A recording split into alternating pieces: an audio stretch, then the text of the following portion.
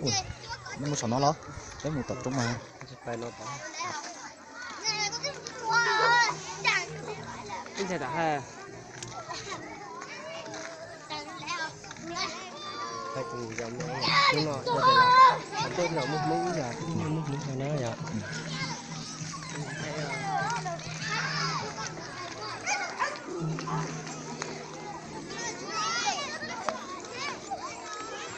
Còn nó là cái một tập trung ăn. Đó.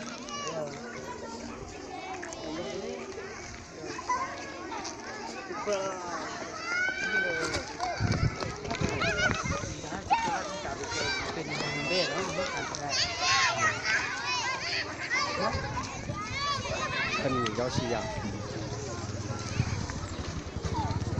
Ok.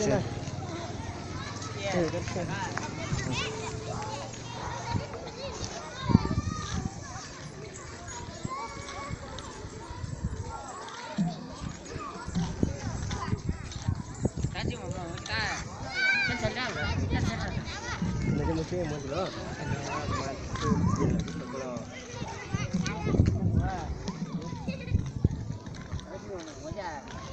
Saya mau jual sini yang aku tanya jual sini. Jangan campur. Jangan. Jangan jangan campur. Nah, kita nak lah.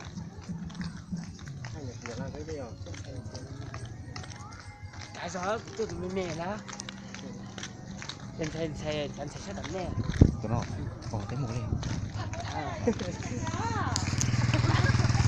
Nãy cô ấy Cô đi không? Ồ, liệu em một thằng tông vào. cây cả kia sắp thành là cái này lấy tập này cái này cho đặt tập cái